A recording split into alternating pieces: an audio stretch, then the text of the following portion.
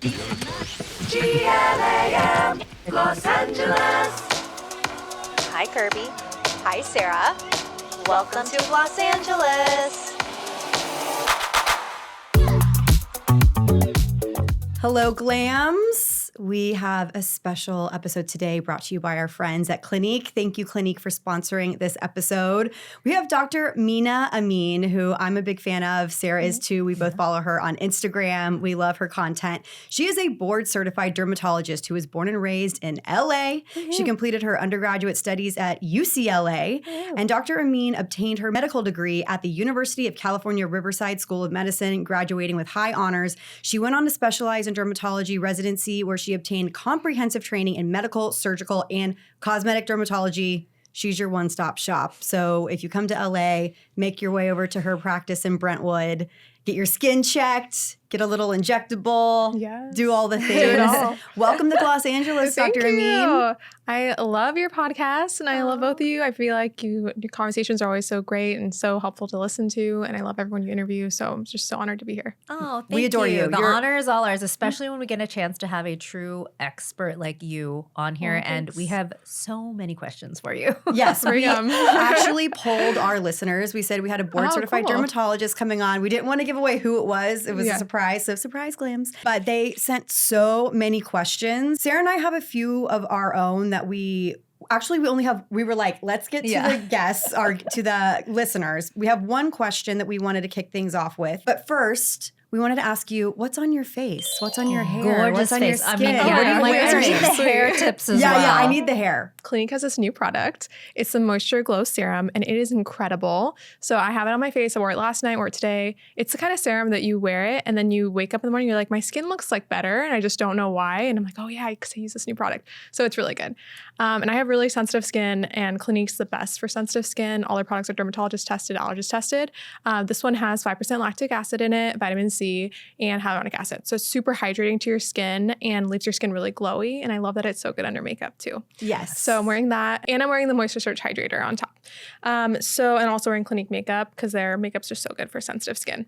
Otherwise, on my hair, I just have like a heat protectant and there's a little blowout, so that always makes things look good. AKA, it's her DNA. Yeah. Yeah. Usually when it's like, just a little this, it's like, genetics, maybe. Thank you. Love that. No, Sarah and I have been testing a lab sample of this new serum for, we got it, in December? For months November. now. We've had it for a while. Yeah. I love it. Me too. I use it so daily. good. I think it's a really gorgeous formula. I feel like Clinique is having a comeback. Yes. Which, Rightfully so. Tried and true, but also I feel like I saw a video actually on TikTok where somebody at Sephora who used to work at Sephora, she's like, I've been freed from the chains. I can say whatever I want now. And she was talking about how these brands that don't necessarily hop on the trend bandwagon are the brands that you typically want to go for. That is so true. In her honestly. opinion. Yeah. Because she was like, they're not trying to keep up with the Joneses. Yes. They have longevity. They've been around for a long time. There's a reason they have been around for a long time. And I thought that was, I agreed with it because a lot of times, I love trending products and trying trending products, but I always end up going back to my tried and trues. Yeah. It's so good. And it's been around for so long and for a reason, for a really good reason. It's just so good for the skin, so hydrating, beneficial ingredients within their makeup and everything. So it's really good. Do you guys like black honey too? Oh my God. So Please. good. Oh, gee. It's I know. literally So one good. of the few lipsticks where I actually finish it. You know what I mean? It's just so good, so wearable. And then I just want to say I love this product so much because I feel like we were talking, it's so universal. Anyone can use it. And it hits all the points that you need where you're like, I'm super dry. I need hydration. Need a little bit of exfoliation, but nothing too harsh. Exactly. So I love the lactic acid in that. Yeah. And I feel like everyone is just so busy and we just need one serum to use. Yeah. And this hits all the points. It does it all. And I've even gone without moisturizer because I forgot and it was still hydrating. And that would never happen for me in wintertime with my dry skin. I was going to say, this is actually a really good base. Yeah. So if you are doing your makeup and maybe, I know we all wear sunscreen, but at night when you're getting ready to go do something, I've been finding I need something moisturizing, but something that's not so thick that it can move my makeup around. I always find that something that dries down a little bit more looks better. Right. And this does the trick. It's so beautiful. I love lactic acid in general. Same. And then I was a little worried with the vitamin C element, but Vitamin C. Yeah, Right. so the Glams have been testing this product as well. Yeah. And when we put them in the group initially, we're like, you're trying this secret serum. You're not going to know what the brand is until you receive it. They were all so psyched. And a lot of the feedback we've been getting is that, oh, it has lactic acid and vitamin C, and my skin is still looking like my pores appear smaller. Yeah. Like it's not interacting in a way that, because some people are susceptible to 100%. reactions with vitamin C specifically. Yeah, and then plus the lactic acid, it can be like a little scary. Yeah. But it's so beautifully formulated. It's just the formulation. It's just really top notch. It really helps like hydrate your skin, but also does all the great things of exfoliating and everything else. But yeah, I agree. Totally. Formulation matters. Formulation's guys. key. Yes. Yes. Do you know what you have on your lips by chance? I have it with me. It's a Clinique lipstick, actually. Yes. I love it. Thank you. Okay, here we go. feel so she's honored a you Clinique guys, like, care ambassador, about what but I'm she's like wearing. actually using Clinique. No, it's so good. So I'm It's so wearing cute. Petal Pop Matte. It's like it's a rose, like a It's pretty But it universally has good like color. brown tones Yeah, to brown it too. rose. Yeah, it's really, really pretty. It's really pretty. and then It's super there's a nice. gloss. There's a gloss. This one was Bubblegum Pop. I love that combo. Gorge. Oh, that's so fun.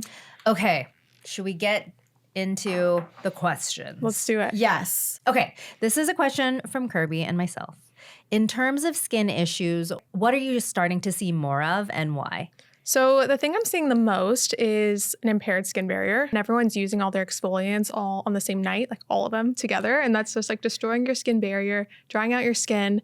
So that's probably the most common thing I'm seeing, because an impaired skin barrier can cause your skin to be dry, irritated, red, burning sensation, also acne breakouts, eczema. So your skin barrier is key. So you want to use products that really hydrate your skin barrier. Why and are people using all their exfoliants I know, at one night? I know. I think it's just that there's a lot of like hype around certain things online, like, oh, you should be using AHA, BHA, all these great ingredients. And sometimes people just combine everything at once and make a 10-step routine, and that can just really irritate your skin. So less is more. Yes. That's what I feel like I'm always telling people. Yes. But yeah. That's our 2025 skincare mantra. Less is more, guys. Yes. Totally. This is from Courtney Listrand. She says, is it important to keep your skincare routine consistent with the same set of products? Or is it okay to mix it up as long as they have the same end purpose? Example, using different moisturizers, serums on different nights. I think it's a really interesting question. So I do think it's beneficial to switch things up sometimes if you want different benefits from your skincare. So you don't need to be using multiple AHAs at the same time, like retinol and lactic acid. You can use them on alternate nights. If you really want your benefits of retinol, but let's say it's too drying or too irritating, you can use it once or twice a week to get the benefits from that. And then you can use your lactic acid the other nights. So you'll still be having exfoliation every night, but with different products.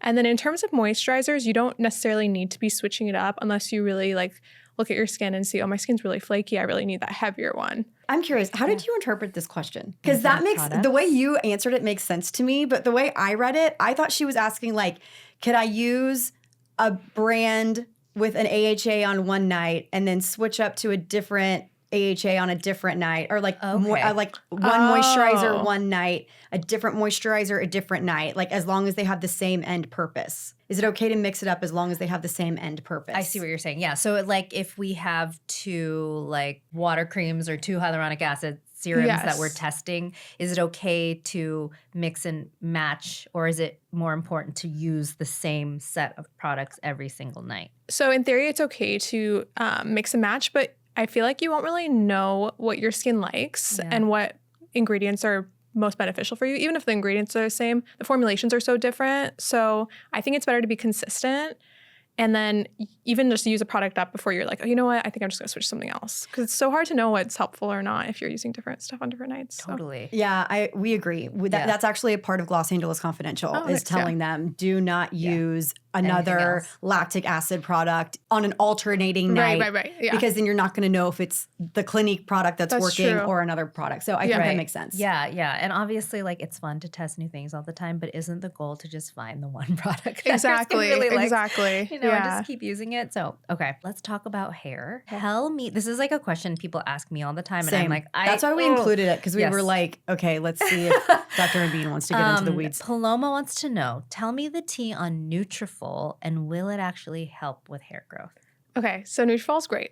It's definitely really, really great and it works. So, and we can talk about the ingredients of it if you want to like get into it. Yes. Please. So basically it has saw palmetto. It's one of the main ingredients and that blocks DHT. DHT is, you can think of it as the male hormone that we all have that kind of attaches to the hair follicles and tells it to stop growing. So we don't want DHT around in our hair. So women have it and men have it too. So you can block DHT with certain like oral medications like finasteride, but Nutrafol does it from a more natural way with saw palmetto.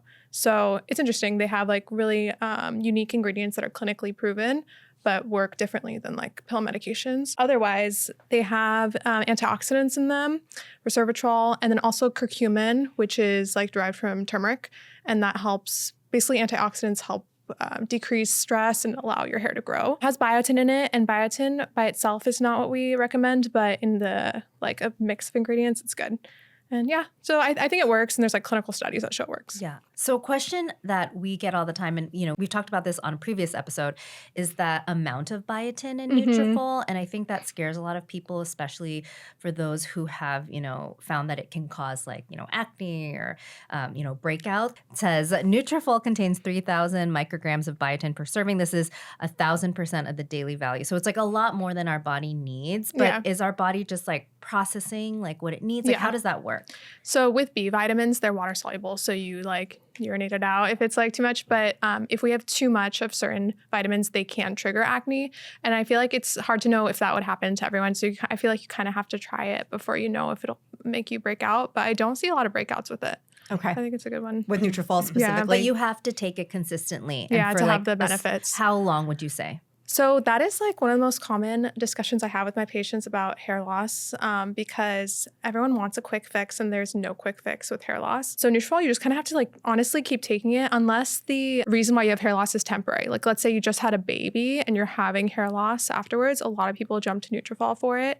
And that's probably temporary, that hair loss that you have, because it's associated with basically it's called telogen effluvium, where at the time of birth, it puts all your hair into the shedding phase. And 3 months later, you start to see that, but people are proactive and they start taking it right after delivery. But basically that's a temporary situation. So you don't need to take it forever. But if you are having hair loss, possibly from androgenic alopecia, which is just like the hair loss we get as we get older, or traction alopecia, like you had a lot of slick hair buns, you kind of want to keep taking it to keep having its effects. Okay. Got it. Can I add on a personal question?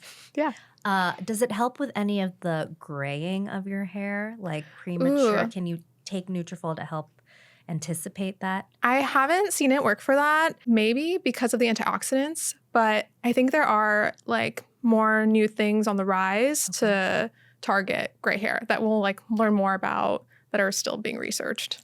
We've been asked a lot about Array Gray. Yeah. Have you heard of this? I've heard about it and I'm like looking at the research, but not like comfortable enough to say that it works yet. Yeah. But I think as we like learn more about it, it'll be really interesting and exciting because it's like such a common thing that we all like wonder about. Like, can we reverse our grays? So if you haven't heard of this, it is essentially, they call themselves like a wrinkle cream for your hair, like an anti-wrinkle cream for your hair, targeting grays, because essentially. The gray hair is like what I have learned is that the texture is so different. I know. It's like really so like thick different. and hard. Yeah. Oh, is it? Yeah, it's like Interesting. wiry and hard. Oh, wow. Yeah. Okay. It is So that different. makes sense. The wrinkle cream. That's a good. Apologies to anyone listening that has gray hair. I know they're like, I was not aware of the texture of the gray hair. They're like, Kirby, shut up. You didn't know this? So rude.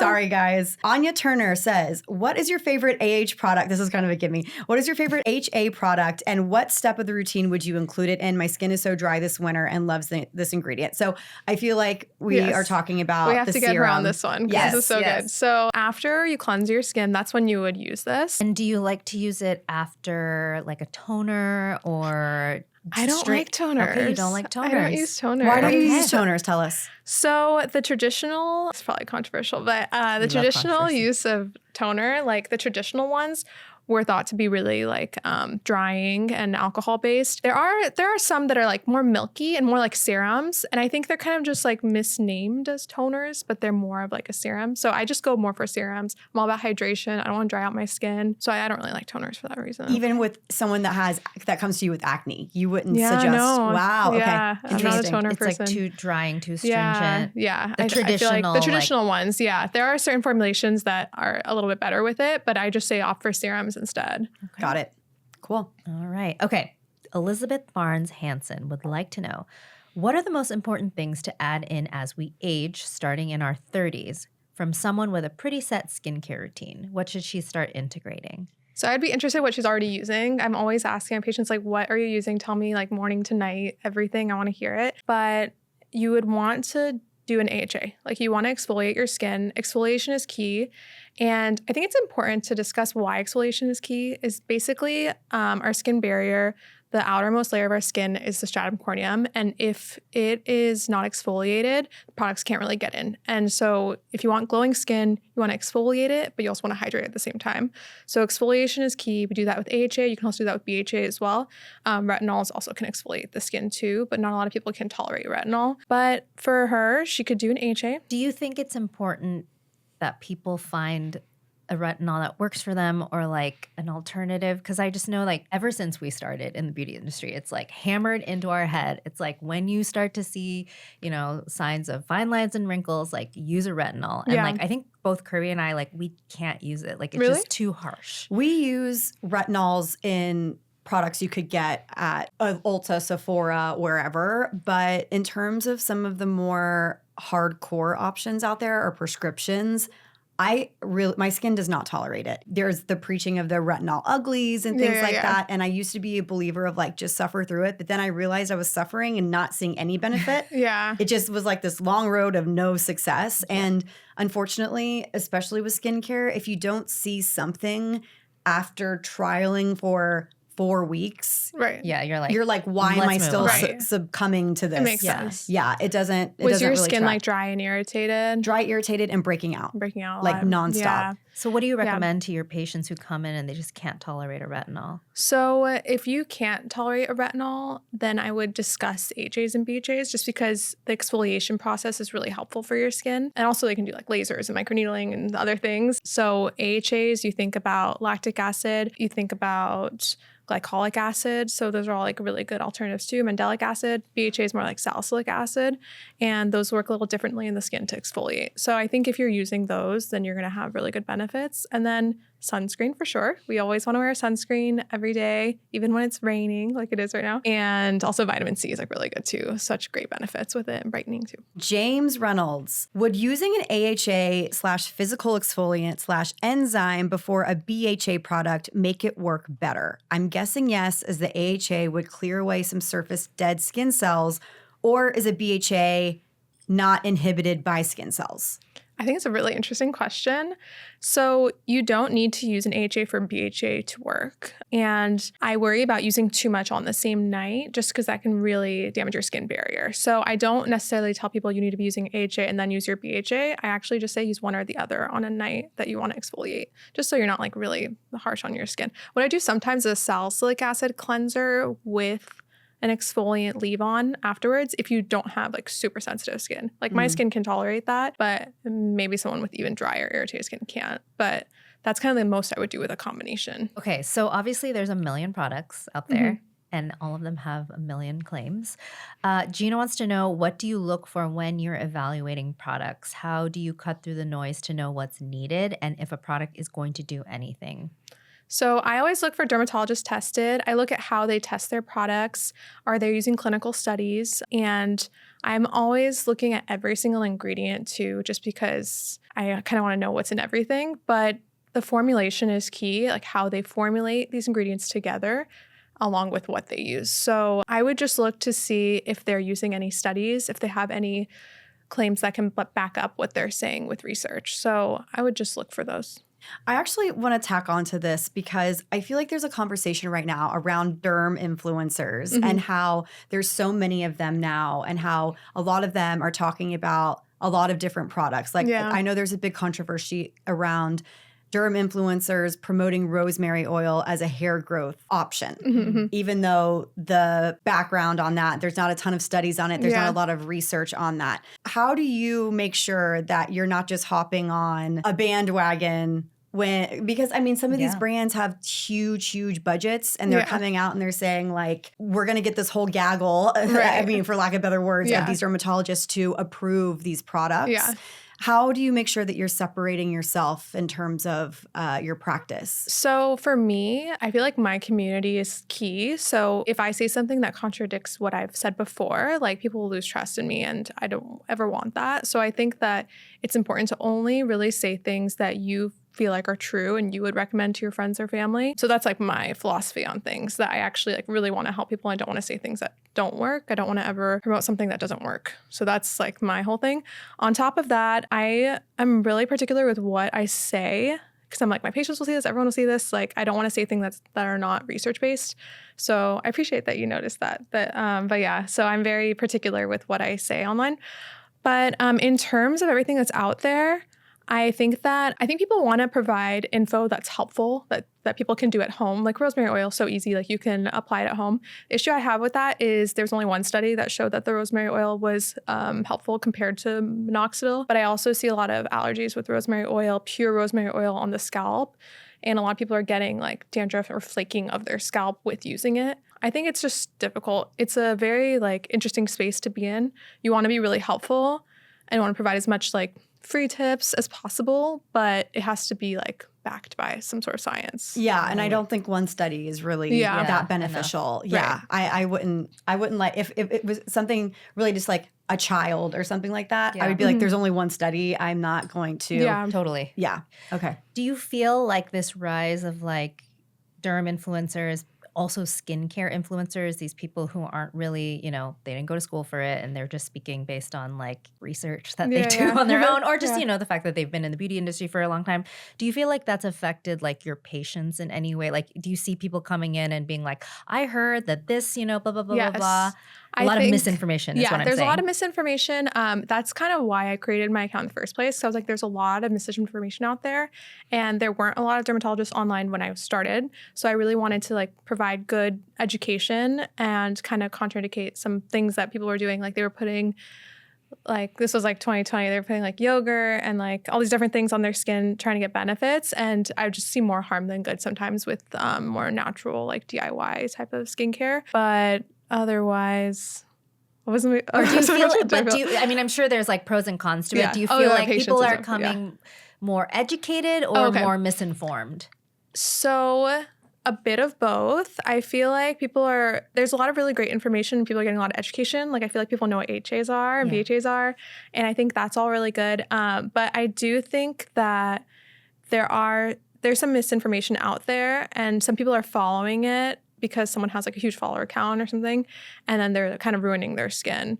So I feel like it's a good thing, and then some parts of it are not as good. Yeah. But I feel like Kirby and I always recommend, because obviously like we're not experts, but we know a lot of stuff, but we're always like, go see a derm at the end of the day. If you can. Yes. I know it's just hard. It's hard, like especially like a lot of our listeners are not based in a huge city.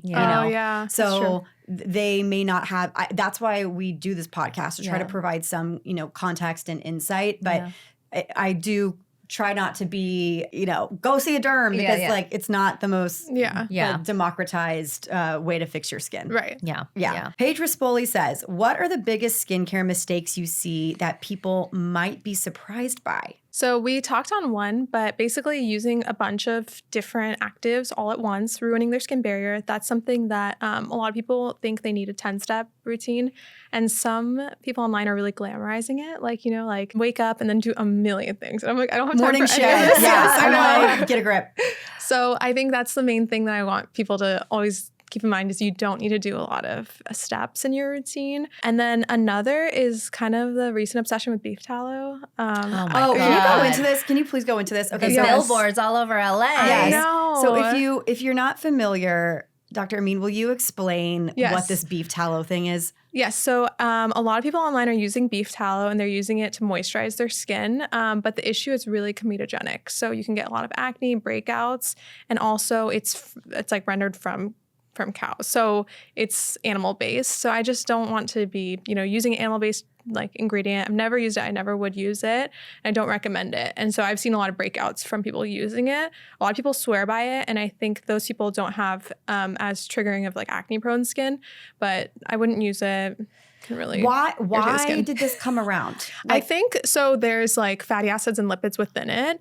I'm not sure how it like first came out, but I think that people are using it for the moisturizing effects of it, but you don't need to use that to have like a maybe it came from like the fact that people were like drinking bone broth and they're like, how can I extend and then like the raw milk craze. Yeah, oh my God. I feel like that's the pipeline. Okay. So in addition to that, this like things that surprise you, can we talk about maybe some of your like younger patients, like coming in with like these 10-step skincare routines? Like, are you like shocked that they even know what like, no, that isn't like, obviously like we were talking about less is more, and the fact that these like 15-year-olds are trying to use like these super active ingredients. Like, are you seeing more of that? I'm seeing a lot of that. And I think people are often like, why is this not working? Like, I've spent all this money on all this great stuff. Why is it not working? Why is my skin red? And why is it like not better? That's why I always want to know everything someone's using, because something in there can really be triggering them and they don't know what it is. So that's why we have to like go through it all. But yeah. Okay. Melody Kelly, what kind of laser treatments are good for getting rid of dark circles for skin of color? And what skincare routine should be followed in between laser treatments? Any product recs? So for dark circles, the go-to treatment isn't actually a laser. Okay. Unless let's talk about dark circles and the different causes of dark circles, why someone has it. So one could be vessels underneath your eyes that are more apparent, that make it look like you have like a bluish color or some darkness underneath your eyes. So there is a laser that can treat that, but it's not always like a great option for everyone. So it's not like my first go-to recommendation. Another reason why someone has dark circles is actually just like puffiness underneath the eyes can cause your skin to like look tired and have dark circles. And that could be due to allergies. It can be dehydration or for traveling. So I like caffeine as an ingredient in an eye cream for that. And then it can also be due to hollowness. So hollowness underneath the eyes can lead to dark circles, and that happens with time. It can also be genetic too. So you can want to build collagen there, like using a retinol eye cream. And also vitamin C as an antioxidant works well. Peptides too are great. And so that's all really helpful underneath the eyes too. So in terms of lasers, if someone was lighter skin, they could do a CO2, but it's more of an involved like laser. Sometimes you need eye shields if you're getting really close to the eyes. Fraxel laser is really good too for anti-aging and for pigment. But it's something that you have to figure out the cause of the under eye circle before you start doing the treatment. What treatments do you think give you the most bang for your buck? Ooh. For any type of skin ailment or whatever.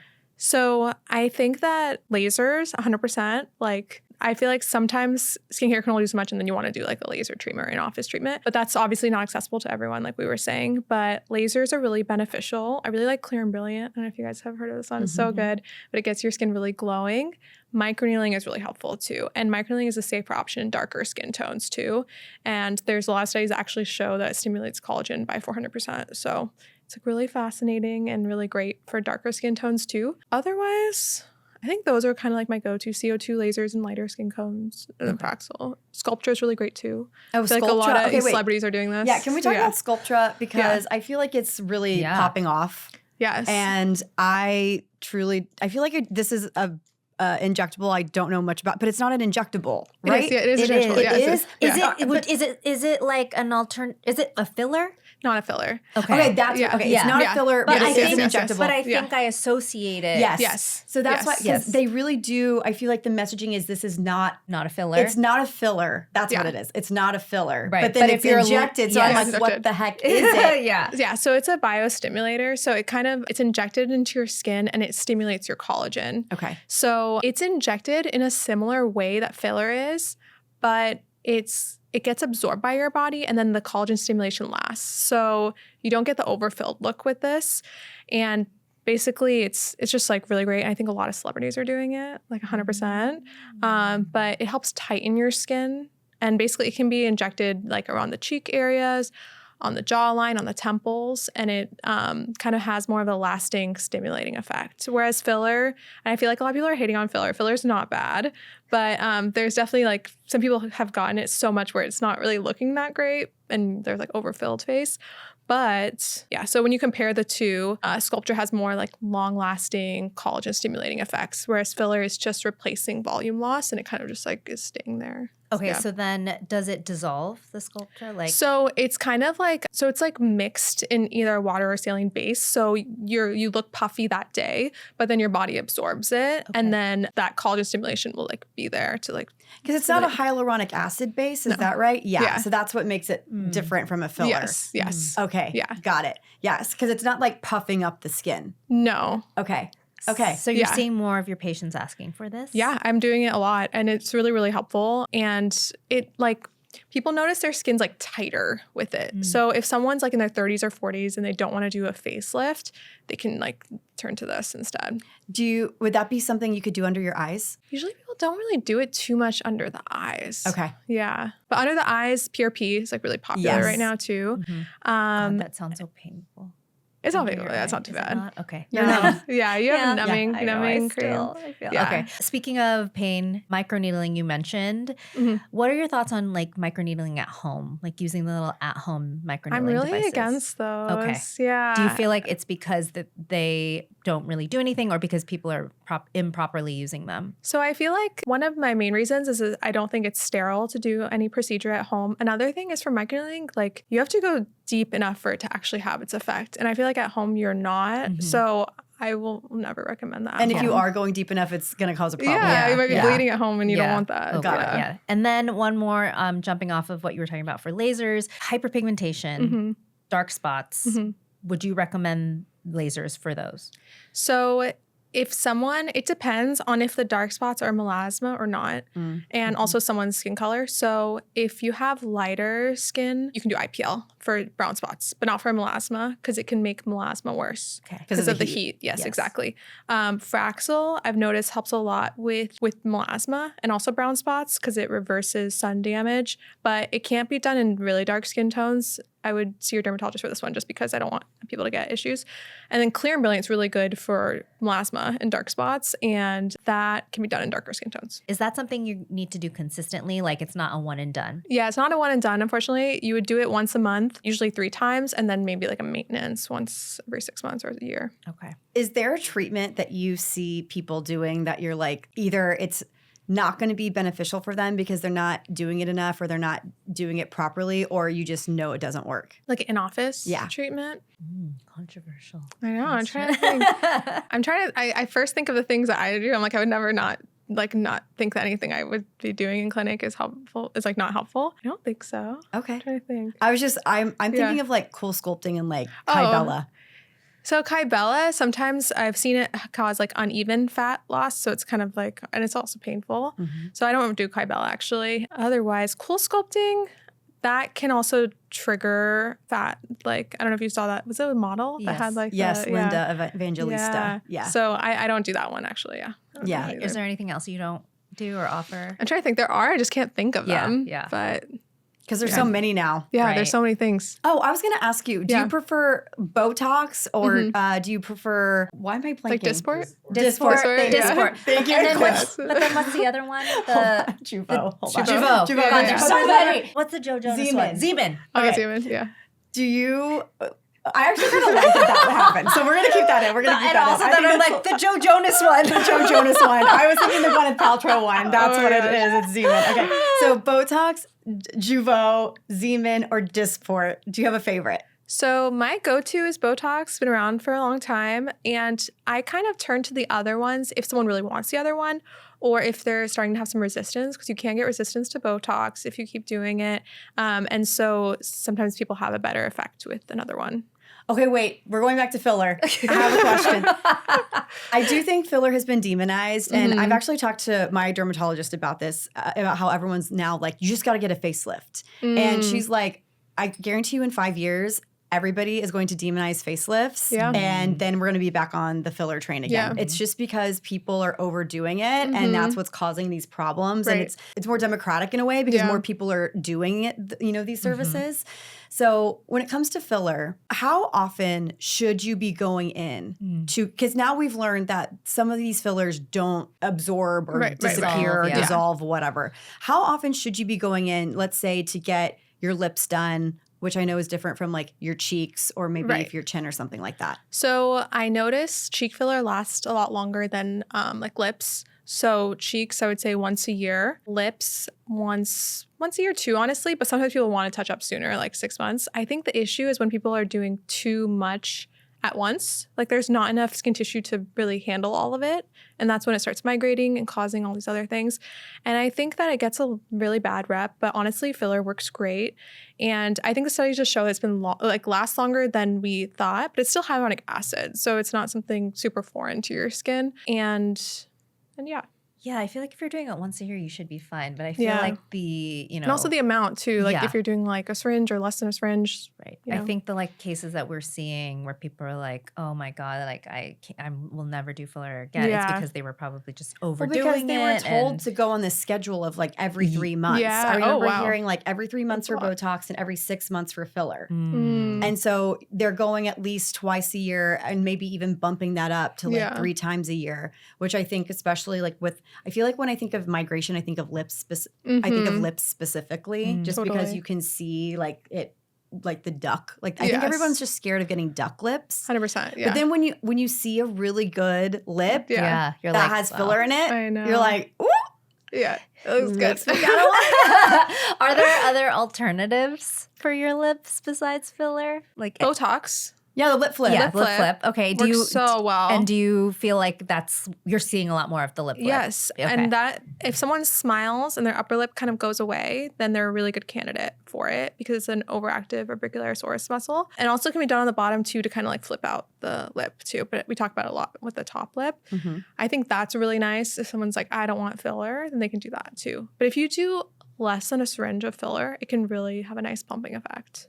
Less is more, everyone. Yes. Less is more. Amazing. Dr. Amin, thank you so much. Yeah. We loved picking your brain. This was Yeah, amazing. It was so fun. Clinique Moisture Surge Active Glow Serum is available now if you're listening to this because we did record this early, but so we have this available. It's the best. It's Derm approved and Kirby and Sarah approved. Yes, we both love this product. I just want to read off a few of the things regarding what people saw. People instantly, 100% of them had a boost in skin radiance. 97% had an improvement in skin hydration, and 94% demonstrated smoother feeling skin. In 8 hours, it clinically improved skin's radiance, and in 28 days, 90% of people had visibly improved skin texture. And you're going to be able to read everybody's reviews, all the glams that got to try this product early. You will be able to read their reviews. So be sure to click the link in our show notes so you can go read those. Dr. Amin, thank you so much. Thanks for having We me. love this It was so conversation. fun. I love Where being can here. everybody find you online? So dr.mina.md on Instagram. And then if we want to come see you, So I'm in Brentwood, and then there's a link through my Instagram. So, yeah. perfect. Awesome. Thanks for having me. It was so much fun.